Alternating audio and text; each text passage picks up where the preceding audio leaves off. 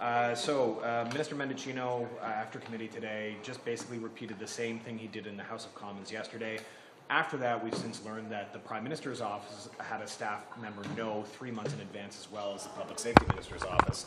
What do you think about the fact that we still have no clear answers as to why staff knew 3 months in advance, but their bosses were never told? Well, no one believes the minister when he says that he didn't know.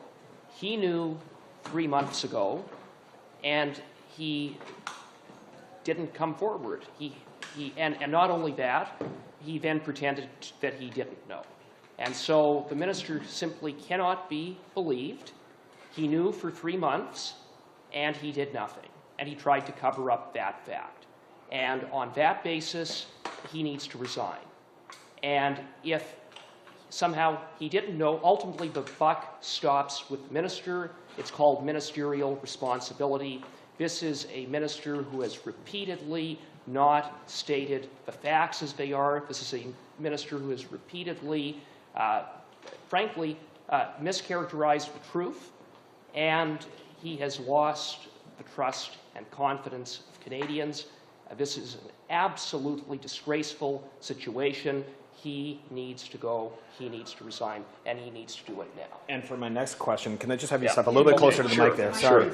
But so with that being said about Mr. Mendicino, what about the Prime Minister, given the fact that we now know that a staff member in his office also knew 3 months in advance? Well, again, it always seems like on any of these issues, the Prime Minister and the ministers in his government are never aware. They're never briefed. They're always conveniently left in the dark. The Prime Minister knew, the Minister of Public Safety knew, and as a starting point, the Minister needs to go, and the Prime Minister has a lot to answer for.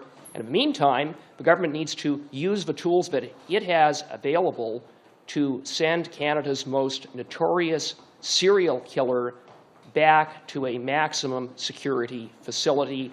It is completely disgraceful that he is now doing soft time, despite the most heinous of crimes that he has committed, and he needs to spend every living, breathing day of his life behind bars in the strictest confines of a maximum security facility.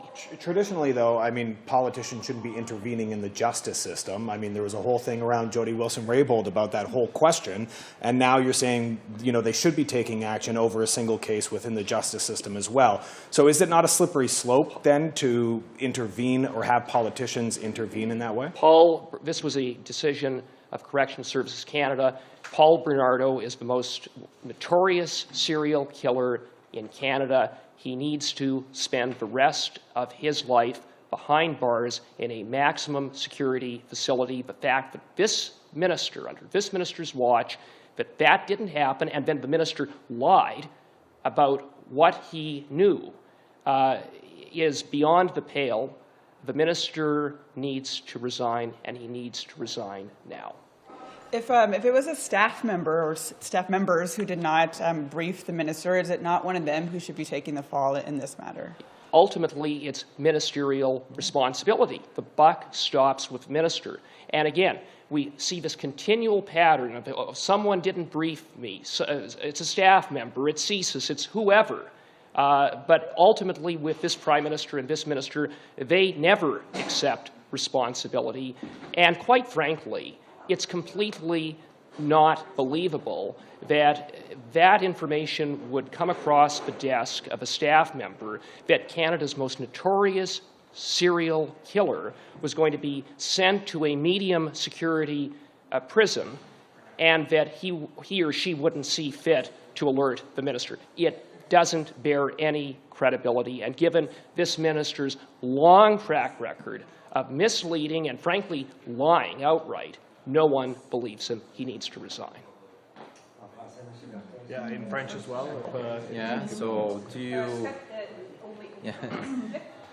Could you help me with a question? Because I don't have any statement to do. I just want to answer a question about... Yes. I mean, I want to collaborate, but... the minister says, this shouldn't have happened, that there are corrective measures in place. Do you think that, en français, it's the right steps to be taken? Encore une fois, le ministre aujourd'hui a refusé d'accepter la responsabilité ministérielle qui va avec son titre de ministre de la Sécurité publique. On sait que le bureau du premier ministre l'a avisé il y a 3 mois. 3 mois avant que le ministre prétende en avoir pris connaissance et prétende avoir été choqué d'apprendre la nouvelle que Paul Bernardo avait été mis dans des conditions moins sévères de détention. Donc, c'est totalement inacceptable. On ne croit pas M. Mendicino quand il dit qu'il n'a appris que le 30 mai, d'autant plus que le bureau du premier ministre a confirmé hier qu'il avait été mis au courant au mois de mars, que le premier ministre avait été mis au courant la veille que le ministre de la Sécurité publique avait été avisé de cette situation-là. Donc, pour toutes ces raisons-là, le ministre Mendicino n'a plus aucune crédibilité. Ce n'est pas la première fois qu'on le voit jouer dans le film de la désinformation. Il doit donc faire la chose honorable qui lui reste. C'est lui le ministre, c'est lui qui est responsable des gestes, des paroles qui sont dans son cabinet. On ne croit pas qu'il n'a pas été avisé. Et s'il n'a pas été avisé, c'est de sa faute. Il doit démissionner, il doit le faire dès maintenant. If in the end of the day, maybe a staff member takes the fall, would that satisfy the Conservatives that something has been done? Il y a une chose qui existe dans notre système parlementaire, c'est la responsabilité ministérielle. À la toute fin, c'est le ministre qui doit être responsable.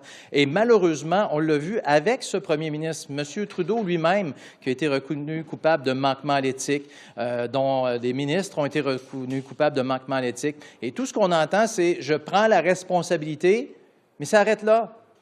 Jamais personne ne prend vraiment la responsabilité et n'accepte la responsabilité qui va avec la responsabilité ministérielle, c'est-à-dire de démissionner quand tu ne fais pas ton travail correctement ou quand tu mens aux Canadiens. On a un ministre qui l'a fait à plusieurs reprises actuellement. M. Mendicino a menti aux Canadiens, il a joué avec la vérité et aujourd'hui, il doit assumer, s'il est honorable, il doit assumer la responsabilité ministérielle qui va avec son poste et démissionner. Our French colleagues, thank you so much. Thank you for your English question.